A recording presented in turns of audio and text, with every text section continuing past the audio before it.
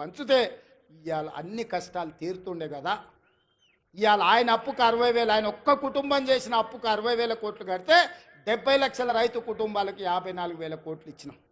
అంటే ఆయన దోపిడీ ఏ లెవెల్లో సాగిందో ఆ దోపిడీకి ఈరోజు మేము ఎట్లా బలైపోతున్నామో, తెలంగాణ బడ్జెట్ ఎట్లా కేసీఆర్ దోపిడీకి బలైపోయిందో మీరు ఒక్కసారి ఆలోచన చేయండి.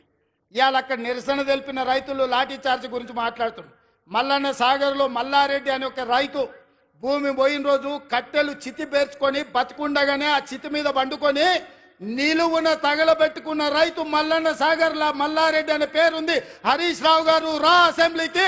ఆనాడు భూమి కోల్పోయిన మల్లారెడ్డి చితి పేర్చుకొని కాల్చుకున్నప్పుడు నీ కన్నీళ్ళు ఎక్కడికి పోయినాయి? నువ్వు ఆ కుటుంబాన్ని ఎంత ఆదుకున్నావో ఇవాళ మల్లారెడ్డి ఇంటికాడికి పోదామా అని నేను అడుగుతున్నా. ఇవాళ ఈ కపట ప్రేమ, ఈ ముసలి కన్నీళ్ళు మా పాలమూరు జిల్లా మీద చూపిస్తున్నావా? నేను ఇక్కడ పుట్టినోని, రేపు పోతే ఈ మట్టిలో కలిసేటోని. నాకు ఈ దుఃఖం తెలియదా? ఈ బాధ తెలియదా? ఇది అభివృద్ధి చేసే తెలియదా? ఇవాళ ఇక్కడ ఉన్న భూమి నేను ఎవరికో పంచిపెడితే చరిత్ర నన్ను క్షమిస్తుందా? ఒకవేళ నేను ముఖ్యమంత్రి నుండి కూడా నా జిల్లాకు ఏమీ చేసుకోకపోతే, ఈ జిల్లాను అభివృద్ధి పదం వైపు నడిపించే పరిశ్రమలు తేకపోతే, ఈ జిల్లాకు నీళ్లు ఇవ్వకపోతే, నిధులు ఇవ్వకపోతే చరిత్ర నన్ను క్షమిస్తుందా? చరిత్రలో క్షమించరాని నేరం నా చేత చేయించాలని వాళ్ళు కుట్రలు చేస్తున్నారు. ఇట్లాంటి కుట్రలు కుతంత్రాలు సాగవు మిత్రులారా. ఎవరు అడ్డం వచ్చినా తొక్కుకుంటా పాలమూరు జిల్లాకు నిధులు తెస్తా, నీళ్లు పారిస్తా. కొడంగల్లో పారిశ్రామిక వాడ ఏర్పాటు చేస్తా, 25,000 మందికి ఉద్యోగాలు ఇప్పిస్తుంది. నా బాధ్యత, నా జిమ్మెదారి అని నేను చెప్పదలుచుకున్నాను. నా జవాబుదారీ, నా జిమ్మెదారి నాకు తెలుసు. నేను ఎవరికి భయపడేటోని కాదు. ఎవరికి భయపడితే ఇంత దూరం నేను రాను. నేను పుట్టింది పెరిగింది నల్లమల్ల అడవుల్లో బిడ్డ. మేము పులులను చూసినాం, అడవిలో ఉండే మృగాలను చూసినాం, తొడేళ్లను చూసినాం.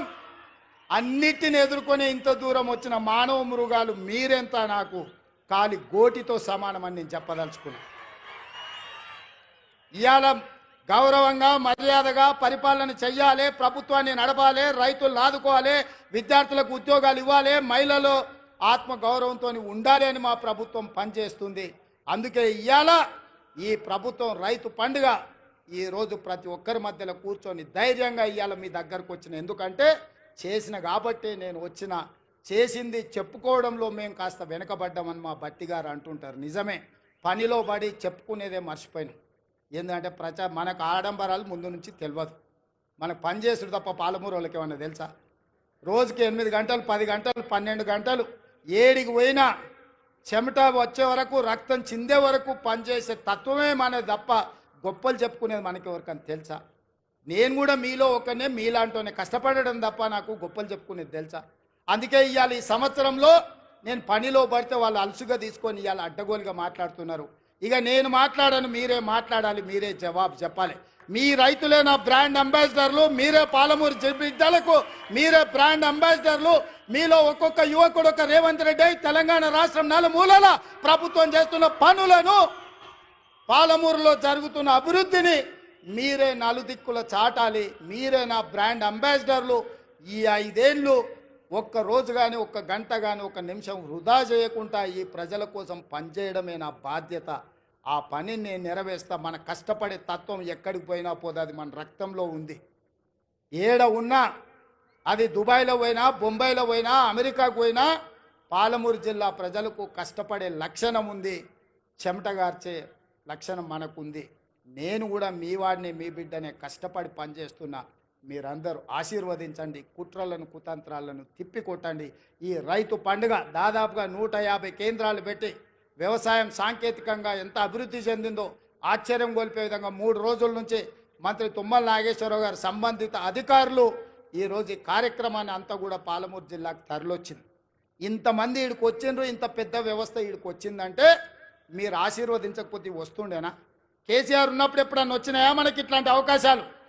ఎప్పుడన్నా వచ్చినాయా? ముఖ్యమంత్రిని దగ్గరికి వెళ్ళి మనం చూసినామా? అన్నా అని ఎప్పుడన్నా పిలిచిర్రా? ఎప్పుడన్నా రేవంత్ అన్న ఎట్లున్నామని అడిగే అవకాశం చంద్రశేఖరరావు ఇచ్చిండా? ఆయన ఎక్కడుండేనో ఎట్లుండేనో మనకు తెలియదు. ఇవాళ మనం ఉన్నాం కాబట్టే ఇవాళ మనం కలుసుకోగలిగినాం, ఈ పండుగ చేసుకోగలిగినాం. ఈ పండుగ వాతావరణం ఇది 10 కాలాల పాటు ఉండాలి. పాలమూరు పండాలి పసిడి పంటలతో. 20 లక్షల ఎకరాలు కనీసం జితేందర్ రెడ్డి గారు చెప్తున్నారు కరెక్ట్. 2 ఏళ్ళు కష్టపడితే 20 లక్షల ఎకరాలకు నీళ్లు ఇవ్వచ్చు అని. వారి మాటతో నేను ఏకీభవిస్తున్నా. నా బాధ్యత అది. వెనక్కి మళ్ళీ చూడని 20 లక్షల ఎకరాలకు పాలమూరు జిల్లాలో నీళ్లు పారించే వరకు గ్రీన్ ఛానల్లో నిధులు విడుదల చేయించి సాగునీటి పారుదల శాఖ మంత్రి మీకు తెలుసు కదా ఉత్తమ్ కుమార్ రెడ్డి గారు. ఆయన ఏ ఊరు అల్లుడో తెలుసా? మన పాలమూరు అల్లుడు, జడ్చర్ల పక్కనే ఊరు. మన ఊరు అల్లుడే ఈరోజు సాగునీటి పారుదల శాఖ మంత్రి. మరి మనము ఇంత త్యాగం చేసినాం బిడ్డనిచ్చి ఆయనకు, అవునా? మన పాలమూరు ఆడబిడ్డను ఆయనకిచ్చి పెళ్లి చేసినాం. మరి ఆ రుణం అయితే వారు తీసుకోవాలి కదా. ఇక మల్లు గారి గురించి నేను చెప్పాల్సిన పని లేదు. మల్లు అనంతరాములు గారి నుంచి మల్లు అని అంటేనే పాలమూరు అనేది తెలుసు. ఎందుకంటే మల్లు అనంతరాములు గారికి ఈ ప్రాంతంతో ఉన్న అనుబంధం. మల్లు రవి గారు ఇక్కడ ఎంపీగా ఉన్నారు. మరి వారే ఆర్థిక మంత్రి.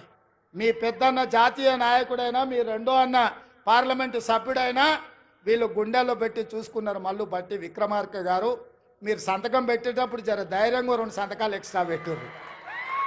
మీరు తెల్ల పేపర్ మీద సంతకం పెట్టినా మా వాళ్ళు ఏం తప్పు రాసుకోరు. 100 అవసరం ఉంటే 50 రాసుకుంటారు. మా వాళ్ళు అమాయకులు. మళ్ళీ 100 బట్టడానికి ఏమైనా కష్టమవుతుందేమో అని. మీరు తెల్ల కాగితం మీద మాకు సంతకం పెట్టి ఇచ్చినా మనం ఏమి తప్పు రాసుకోము. 100 అవసరం ఉంటే 50 రాసుకుంటాం మనం. ఎందుకంటే ఎంత ఉంటే గంతే కాళ్ళు చాపుకోవాలి అనుకుంటాం మనం, అవునా?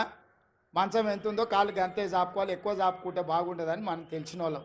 ఇక దామోదర్ రాజనరసింహ గారు మన ఇన్ఛార్జ్ మంత్రి. నేను ఇష్టపడి ఆయనను తీసుకొచ్చి ఇక్కడ పెట్టినా. ఎందుకంటే మనం ఏం అడిగినా ఏం అడగకుండా చూడకుండా సంతకం పెడతాడు ఆయన. ఆయనకు చదువు బాగొచ్చు, ఇంగ్లీష్ కూడా వచ్చు. కానీ నేను అడిగితే చదవకుంటే సంతకం పెడతాడని అన్నను మన పాలమూరు జిల్లా ఇన్ఛార్జ్ మంత్రిగా తీసుకొచ్చిన. నేనే అడిగి వారిని ఇక్కడ ప్రత్యేకంగా సెలెక్ట్ చేసి పెట్టుకున్నా.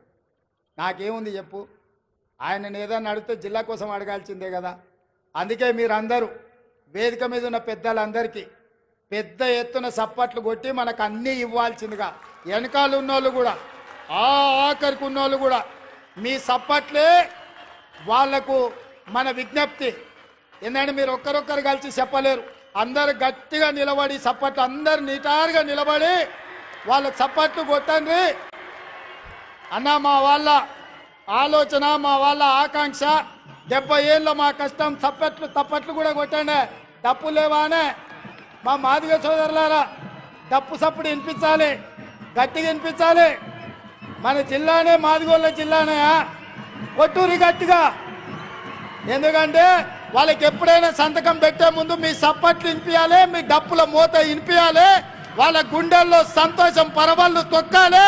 పాలమూరు జిల్లాకు నిధులు వరదై పారాలి. ఈ జిల్లా రుణం